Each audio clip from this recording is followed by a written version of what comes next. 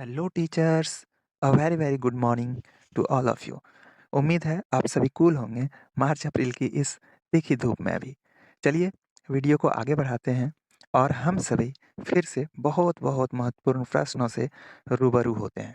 इससे पहले आप सभी से आग्रह है कि चैनल को अवश्य सब्सक्राइब कर लें और बेल आइकन को दबा दें। चलिए पहली प्रश्न की ओर आगे बढ़ते हैं। देखते हैं हमारा पहला प्रश्न क्या है। हमारा पहला प्रश्न अभिकथन और कारण वाला है, जो आजकल बहुत अधिक पूछे जा रहे हैं सभी एग्जाम्स में। चलिए इसे समझने का प्रयास करते हैं। अभिकथन है हमारे पास, शिक्षकों को बच्चों के साथ काम करते समय लगातार अपने स्वयं के दृष्टिकोण और पूर्वाग्रहों की जांच करनी चाहिए। यानी कि शिक्षकों को अभिकथन में ऐसा कहा जा रहा है कि हमें एज अ टीचर अपने दृष्टिकोण और पूर्वाग्रहों की जांच हमेशा करते रहने चाहिए। इसका क्या रीजन दिया है, कारण दिया है। समस्या समाधान की प्रक्रिया कार्यात्मक स्थिरता से बाधित है। अच्छा, कारण भी सही है, बट ये जो कारण दिया हुआ है ये इस अभिकथन के लिए या अभिकथन का सही व्याख्या व्याख्या नहीं कर रहा है। इसका मतलब ए और आर दोनों तो सही है, बट ये जो आर दिया हुआ है ये अभिकथन का सही व्याख्या नहीं कर रहा है। देखते हैं कौन सा ऑप्शन है वो वाला। एक नंबर में तो एक नंबर ऑप्शन में तो ए और आर दोनों गलत दिया हुआ है, तो ये भी गलत हो गया। ए और आर दोनों सही हैं और एक आर की सही व्याख्या करता है, नहीं, ए जो है वो आर की सही व्याख्या नहीं करता है, तो 2 नंबर ऑप्शन भी गलत हो गया। 3 नंबर ए और आर दोनों सही हैं, लेकिन ए की आर सही व्याख्या नहीं करता है। जी हाँ, यही सही ऑप्शन है यहाँ पे। 4 नंबर तो अपने आप गलत हो गया।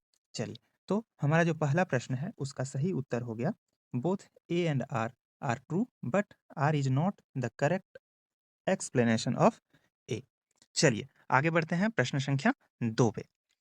प्रश्न संख्या 2 फिर से वही है, अभिकथन और कारण वाला। इस वीडियो में हमने अभिकथन और कारण वाला कुछ ज़्यादा प्रश्नों को लिए हैं, ताकि इस तरह के प्रश्नों में कोई दिक्कत ना हो। चलिए देखते हैं क्या है दूसरा प्रश्न। जबकि कुछ बच्चे 12 महीने की उम्र में बड़बड़ाना और 2 शब्दों का वाक्य बोलना शुरू कर देते हैं, अन्य 20 महीनों की उम्र तक ऐसा नहीं करते हैं। अभिकथन ये कह रहा है कि कुछ बच्चे ऐसे हैं जो कि 12 महीने की उम्र में बड़बड़ाना और 2 शब्दों का वाक्य बोलना शुरू कर देते हैं। लेकिन कुछ अन्य ऐसे भी बच्चे होते हैं जो 20 महीने की उम्र तक भी ऐसा नहीं कर पाते हैं। इसका कारण क्या दे रखा है? विकासात्मक प्रतिमान केवल सांकेतिक है और व्यक्तिगत बच्चों का विकास काफ़ी भिन्न होता है। बिल्कुल, आर जो है यहाँ पे सही है और ये जो है ए की सही व्याख्या भी कर रहा है कि कुछ बच्चे 12 महीने की उम्र तक बड़बड़ाना और 2 शब्दों वाले वाक्यों को बोलना शुरू कर देते हैं, लेकिन कुछ बच्चे ऐसा नहीं कर पाते हैं 20 महीने तक की उम्र तक भी। ऐसा क्यों होता है? क्योंकि व्यक्तिगत विभिन्नताएँ हैं, विकास दर में डिफरेंसेस होता है। इसीलिए आर भी सही है, ए भी सही है और ए की आर सही व्याख्या कर रहा है, जो कि हमारा ऑप्शन 2 है। ओके, तो प्रश्न संख्या 2 का 2 सही हो जाएगा। ओके, चलिए आगे बढ़ते हैं प्रश्न संख्या 3 पे। प्रश्न संख्या 3 हमारे पास खाली स्थान वाला है। ओके, देखते हैं क्या है। समावेशी शिक्षा मानती है कि हमें डैश को डैश में फिट करने के लिए बदलना चाहिए। ओके, पहला ऑप्शन है, यानी इंक्लूसिव एजुकेशन जो है वो क्या कहता है? सिस्टम को चाइल्ड के अनुसार से बदलना है, सिस्टम को बच्चा के अनुसार से बदलना है, पर्यावरण को परिवार के अनुसार से बिल्कुल नहीं, बच्चा को पर्यावरण के अनुसार से बिल्कुल नहीं, बच्चा को प्रणाली के अनुसार से बिल्कुल नहीं। हमें बच्चे को सेंटर में रखना है। बच्चे के लिए सिस्टम है, बच्चे के लिए सिस्टम है, ना कि सिस्टम के लिए बच्चा है। इसीलिए हमें हमेशा सिस्टम को चेंज करना है बच्चे के अनुसार। ओके, तो 3 नंबर का जो सही उत्तर हो जाएगा वो हो जाएगा 1। ओके, चलिए आगे बढ़ते हैं चौथे नंबर प्रश्न पे। चौथा नंबर प्रश्न हमारा वाइगोत्स्की से लेकर है। देखते हैं क्या है। लेव वाइगोत्स्की के सिद्धांत के अनुसार छात्रों के सीखने के अनुभव को बेहतर बनाने के लिए निम्नलिखित में से कौन सा अनुशंसित दृष्टिकोण है? यानी लेव वाइगोत्स्की के सिद्धांत जो है उसके अनुसार से छात्रों को किस प्रकार का अनुभव से हम लोग बेहतर बना सकते हैं, कैसे, उस पर बात कर रहा है ये प्रश्न। तो जो इसका पहला ऑप्शन है छात्रों को ऐसा काम प्रदान करना जिसे वे व्यक्तिगत रूप से प्रति प्रबंधित और पूरा कर सके। बिल्कुल नहीं, प्रबंधित किसी भी छात्र को व्यक्तिगत रूप से प्रबंधित नहीं करना है। हमें उसे खुला छोड़ देना है, सभी के साथ में मिल-जुल कर काम करे, अपने क्लास में, अपने स्कूल में, अपने परिवार में, ताकि उनका जो है नॉलेज वो समाज से वो गेन करे अपने आप, ठीक? ये रचनावादी दृष्टिकोण है और वाइगोत्स्की जो सामाजिक रचनावादी हैं, ये तो हमेशा ही खुले छोड़ने की बात करेंगे बच्चों को। ओके, चलिए ऑप्शन 2 है छात्रों को ऐसा काम प्रदान करना जो उनकी समझ के वर्तमान स्तर से पूरी तरह असंबंधित नहीं होना चाहिए, संबंधित होना चाहिए। ओके, 3 नंबर ऑप्शन है छात्रों के वर्तमान स्तर पर आधारित उनको उचित समर्थन और मार्गदर्शन के साथ काम प्रदान करना। बिल्कुल सही ऑप्शन है। इसमें वाइगोत्स्की साहब अपने जो सिद्धांत हैं उनमें कहते हैं कि हमें बच्चे को स्कैफोल्डिंग देना चाहिए और वो किसके द्वारा दिया जाएगा? एमकेओ के द्वारा दिया जाएगा, मोर नॉलेजेबल अदर्स के द्वारा दिया जाएगा। ओके, यानी हमें उसे मार्गदर्शन देना चाहिए और समर्थन प्रदान करना चाहिए ताकि वे अपने कार्य को अच्छे से कर पाए। ठीक है? 4 नंबर ऑप्शन है छात्रों को कोई सहायता नहीं देना चाहिए, बिल्कुल नहीं। जहाँ उन्हें ज़रूरत हो वहाँ पे हमें उनकी मदद ज़रूर करनी चाहिए। ओके, तो यहाँ पे 4 नंबर प्रश्न का जो सही उत्तर हो जाएगा वो हो जाएगा 3। चलिए आगे बढ़ते हैं प्रश्न संख्या 5 पे। प्रश्न संख्या 5 हमारे पास है जेंडर वाले चैप्टर से है। क्या है? देखते हैं। विभिन्न जेंडर के व्यवहार के बारे में पूर्व कल्पित सामान्यीकरण क्या कहलाते हैं? हमारे दिमाग में या हमारे समाज में जो किसी भी जेंडर को लेकर पहले से धारणाएँ बनी हुई हैं, उन्हें क्या कहते हैं? जेंडर प्रारूप कहते हैं? बिल्कुल नहीं। जेंडर रूढ़िवादिता कहते हैं? बिल्कुल हाँ। जेंडर भेदभाव कहते हैं? बिल्कुल नहीं, हम भेदभाव थोड़ी ना कर रहे हैं, हमारे तो विचारों में बना हुआ है। उसके बाद हम तो जो पूर्व कल्पित सामान्यीकरण विचार हैं, उसे क्या कहते हैं? तो जेंडर रूढ़िवादिता बोलते हैं। ओके? जेंडर पहचान बिल्कुल नहीं। तो यहाँ पे 2 नंबर ऑप्शन सही हो जाएगा, जेंडर स्टेरियोटाइप। ओके, चलिए आगे बढ़ते हैं प्रश्न संख्या 6 पे। 6 नंबर क्या है? विकास के संदर्भ में निम्नलिखित में से कौन-सा कथन सही है? विकास के संदर्भ में। विकास के विभिन्न पहलू एक दूसरे से स्वतंत्र होते हैं? नहीं, बिल्कुल नहीं। एक दूसरे से इंटर रिलेटेड होते हैं। अगर हमारा अ, शारीरिक ग्रोथ अच्छा हो रहा है, तो मानसिक ग्रोथ पर भी उसका अच्छा प्रभाव पड़ेगा। कहने का ये है कि सभी विकास के पहलू जो हैं, एक दूसरे से संबंधित होते हैं, इंटर रिलेटेड होते हैं। ओके? विकास एक असतत प्रक्रिया है, बिल्कुल नहीं। विकास तो सतत प्रक्रिया है, कॉन्टिन्यूअस प्रोसेस है। ओके? विकास चक्रीय तरीके से होता है, बिल्कुल सही बात है। विकास जो है वर्तुलाकार रूप से होता है, रेखीय नहीं, बिल्कुल सही बात है। लीनियर नहीं होता है, एक सीधी रेखा में कभी भी विकास नहीं होता है। विकास जो है वो वर्तुलाकार होता है, कभी कम, कभी ज़्यादा, कभी कम, कभी ज़्यादा। तो 3 नंबर ऑप्शन जो है वो बिल्कुल सही है।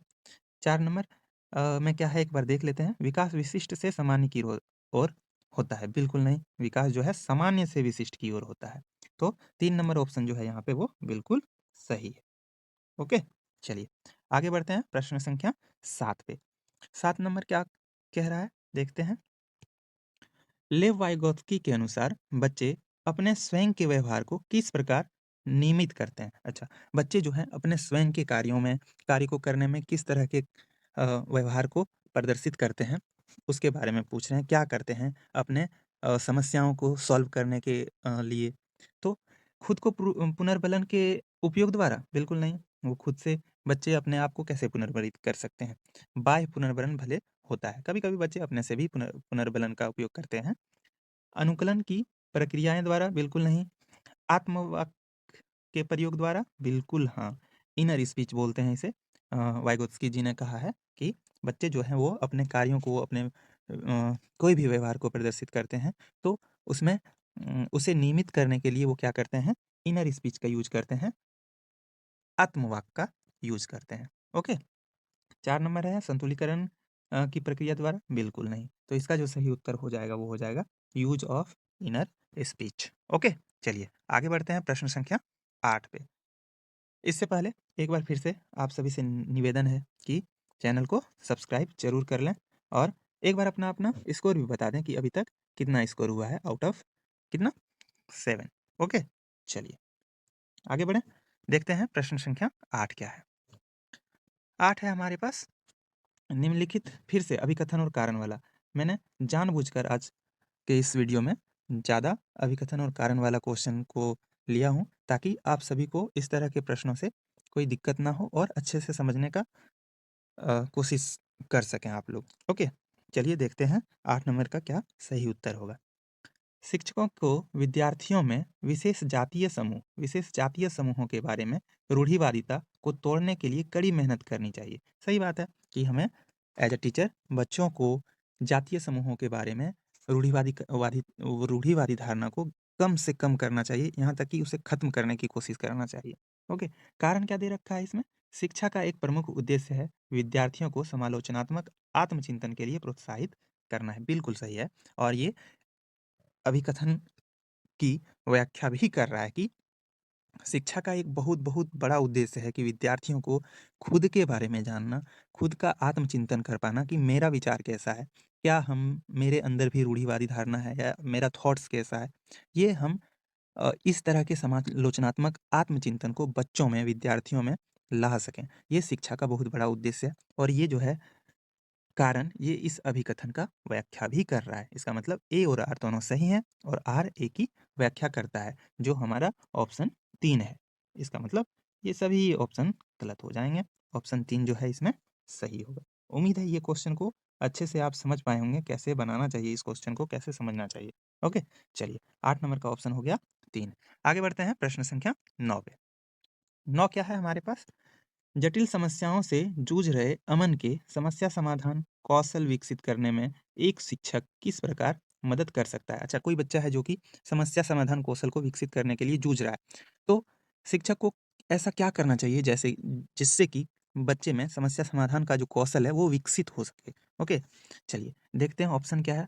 ऑप्शन को पढ़ते हैं। एक है उसे मंथन करने और विचार उत्पन्न करने के लिए प्रोत्साहित करके। बिल्कुल सही बात है, उसे हम प्रोत्साहित करेंगे कि सोचिए, विचार को अपना व्यक्त होने दीजिए जितना हो सके, है ना?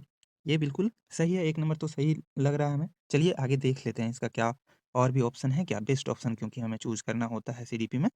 उसे प्रयोग करने और जोखिम लेने से हतोत्साहित करके नहीं, बिल्कुल नहीं। बच्चे को तो नए-नए एक्सपेरिमेंट प्रयोग करे करने देने चाहिए हमें। उन्हें छोटा-छोटा अपने लेवल पे जोखिम को लेने देना चाहिए ताकि वे ज्ञान का सृजन कर सकें। ओके? 3 नंबर ऑप्शन है उसे उत्तर प्रदान करके, बिल्कुल नहीं, ऐसा नहीं कि कोई समस्या में जूझ रहा है, हम तुरंत जाके उसे उत्तर प्रदान कर दें। ऐसे में तो वो बच्चा खुद अ, अपनी क्रिएटिविटी को कैसे लगा पाएगा किसी भी चीज़ में, अपने समस्या समाधान कौशल को कैसे विकसित कर पाएगा। ओके? 4 नंबर ऑप्शन है उससे कहकर कि वह समस्या को सुलझाना छोड़ दे, बिल्कुल नहीं, सुलझाना छोड़ दे ऐसा कैसे कहेंगे? इससे उसका समस्या समाधान कौशल कैसे विकसित होगा? ओके? तो यहाँ पे जो सही उत्तर है वो 1 नंबर है, क्या करके? Encourage him to brainstorm and generate ideas. Okay? चलिए आगे बढ़ते हैं प्रश्न संख्या 10 पे। प्रश्न संख्या 10 क्या है हमारे पास? भाष भाषा की कक्षा में अध्यापक और विद्यार्थियों के बीच संबंध कैसा होना चाहिए? अच्छा, यहाँ अ, कोई एक लैंग्वेज का क्लास है, तो वहाँ पर बच्चे और अध्यापक के बीच में कैसा संबंध होना चाहिए? ये ख़ैर हर एक कक्षा में लागू होता है, ऐसा नहीं कि सिर्फ़ भाषा की ही कक्षा में, किसी भी तरह के क्लासरूम है, क्लास हो रही है, तो वहाँ पे बच्चे और अध्यापक के बीच कैसा संबंध होना चाहिए? तो ज़ाहिर-सी बात है मैत्रीपूर्ण व्यवहार होना चाहिए, एक-दूसरे की साझेदारी हो, ऐसा व्यवहार होना चाहिए, है ना? कोऑपरेटिव हो, है ना? तो देखते हैं कौन-सा ऑप्शन है इसमें। 1 नंबर है अध्यापक व्याख्या करने वाला और विद्यार्थी श्रोता, बिल्कुल नहीं, यहाँ तो बच्चे को पैसिव ही बना दिया, पैसिव नहीं रखना है बच्चे को एक्टिव रखना है। अध्यापक सत्ताधारी, बिल्कुल नहीं। विद्यार्थी मौन, बिल्कुल नहीं। अध्यापक और विद्यार्थी आपस में साझेदार होने चाहिए, यहाँ साझेदार होगा। ओके, चलिए, तो 3 नंबर ऑप्शन सही लग रहा है। 4 नंबर एक बार देख लेते हैं। अध्यापक, निर्देशक और विद्यार्थी अनुसरण करता, बिल्कुल नहीं, यहाँ भी हम बच्चे को पैसिव कर दिए। तो जो सही उत्तर है इसका वो 3 नंबर हो जाएगा। अध्यापक और विद्यार्थी आपस में साझेदार होने चाहिए। ओके, चलिए। ये आज का आखिरी प्रश्न था और उम्मीद है आप सभी को हर एक प्रश्न अच्छे से समझ आया होगा। आप सभी को कहीं न कहीं सीडीपी में और अधिक इंटरेस्ट उत्पन्न हो रहा होगा। चलिए, ये इसी के साथ आज के इस वीडियो को विराम देना चाहेंगे। इससे पहले एक बार आखिरी में आप लोग अपना-अपना स्कोर अवश्य बता दें कि आउट ऑफ 10 कितना आया और साथ ही आप सभी से अनुरोध है कि चैनल को सब्सक्राइब अवश्य कर दें और एक लाइक कर दो यार। चलिए, मिलते हैं अगले वीडियो में, कल ही मिलेंगे, तब तक के लिए बाय बाय, थैंक यू।